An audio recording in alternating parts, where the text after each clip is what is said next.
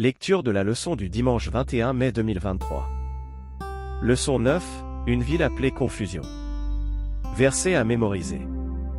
Ils combattront contre l'agneau, et l'agneau les vaincra, parce qu'il est le Seigneur des seigneurs et le Roi des rois, et les appelés, les élus et les fidèles qui sont avec lui les vaincront aussi.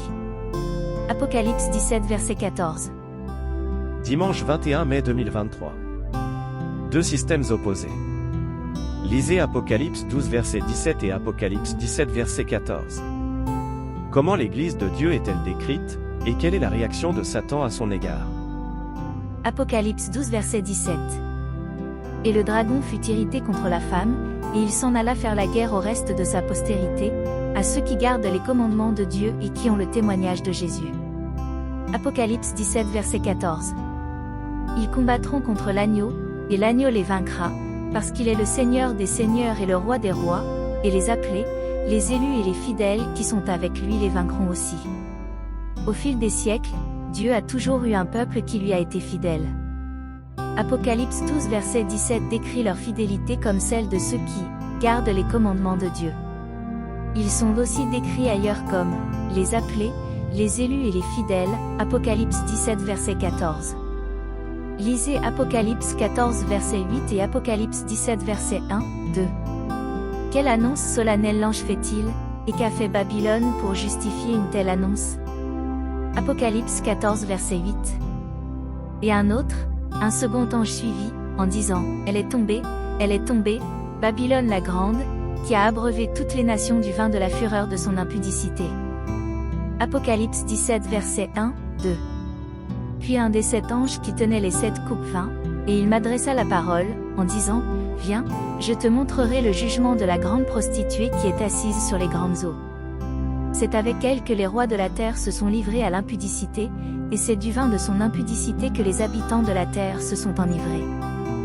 Jean a écrit le livre d'Apocalypse à la fin du 1er siècle. À cette époque, l'ancienne ville de Babylone n'était plus qu'un tas d'immondices.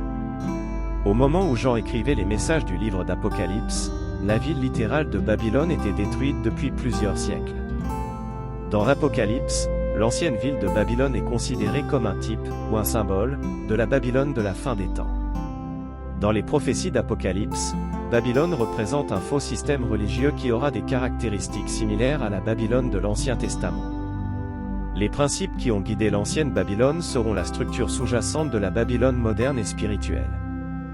Dans l'Apocalypse 17 versets 1 à 6, une femme vêtue de pourpre et d'écarlate traverse à grands pas le paysage du temps. Cette femme monte une bête écarlate. La Bible l'appelle une prostituée. Elle a quitté son véritable époux, Jésus-Christ. L'apôtre Jean nous donne ici une description graphique d'un système religieux apostat qui a une influence puissante dans le monde.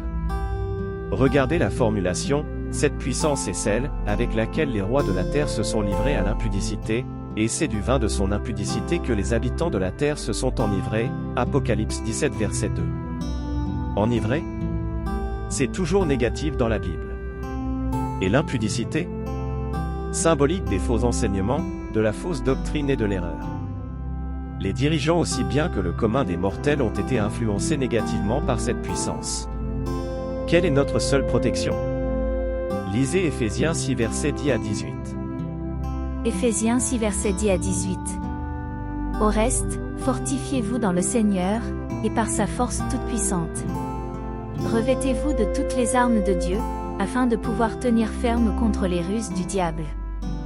Car nous n'avons pas à lutter contre la chair et le sang, mais contre les dominations, contre les autorités, contre les princes de ce monde de ténèbres, contre les esprits méchants dans les lieux célestes.